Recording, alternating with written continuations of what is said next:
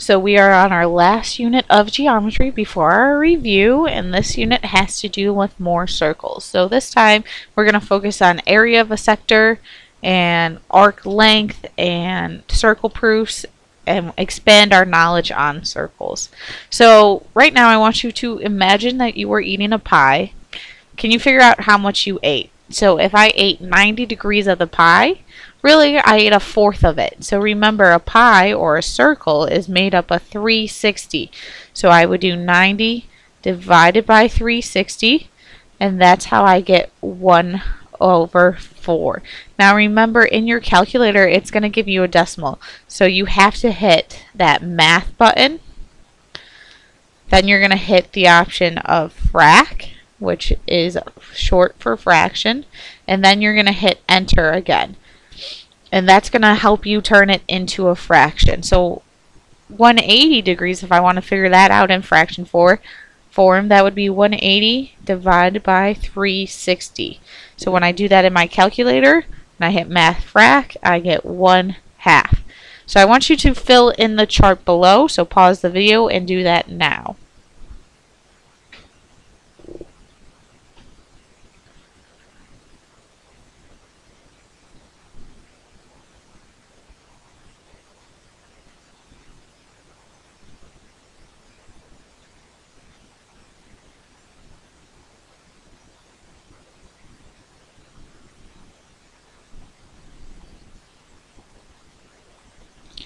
So I want you to check your answers. I'll zoom out for you.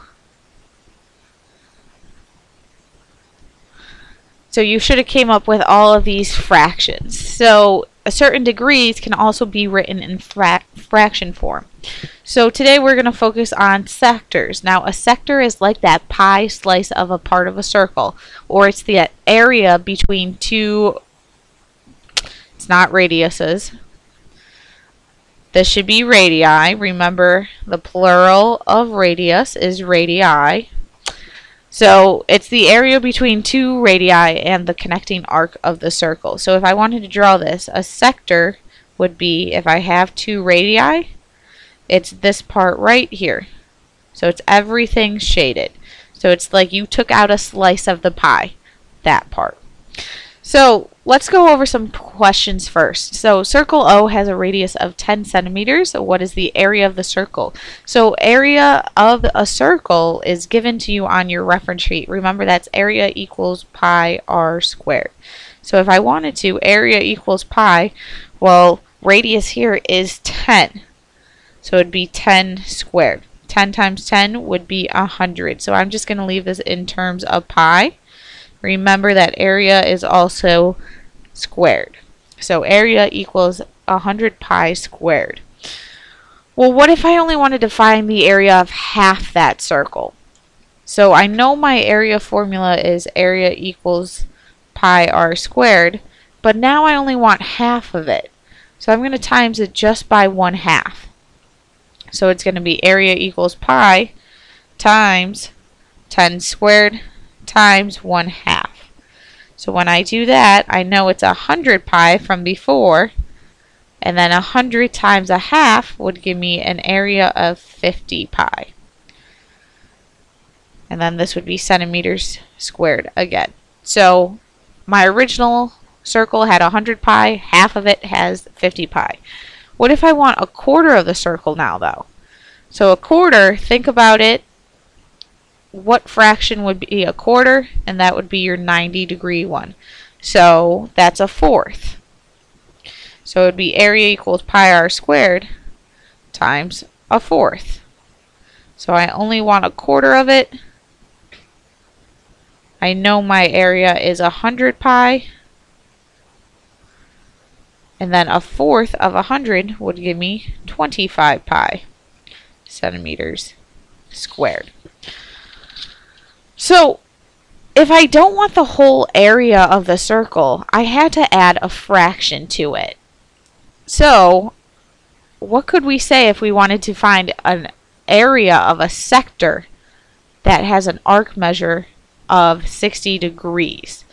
Well, remember that an arc measure, and if we're talking about a sector is just this shaded area, But a sector also has an angle here. And if you recall from last unit, that's a central angle. So if this is 60 degrees, then this has to be 60 degrees. Well, what if I only want to find the area of that sector that has 60 degrees? Well, I know that 1/2 of the circle was 180 degrees. 1/4 of the circle was 90 degrees. So if I wanted to figure out what the fraction of that would be, remember it would be 60 out of 360. So like we did on the first page.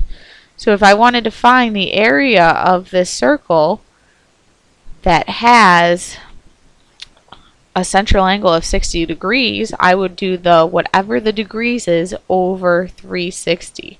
So this is our formula for finding the area of a sector. So here this would be area equals pi times 10 squared and then times 60 over 360. And you can always make that into a smaller fraction like we did before, or you can leave it like this until your final answer. So it would be 100 pi times 60 over 360. And then when you do that in your calculator, you're going to get 50 over 3 pi. So formula for today is this one. Area equals pi r squared and over 360. So this is for finding the area of a sector. So let's try a couple examples together. So it says determine, or a given circle will be determine the area of this shaded section or sector. So this is 216 and it has a radius of 10 inches. So my area equals pi r squared times n over 360. So my radius was 10, and then the number of degrees inside my sector is 216. So you can plug that all into your calculator. I'm going to leave my answer in terms of pi though. So when I do that, I get 60 pi, and then don't forget about your units, so inches squared. Let's try another one.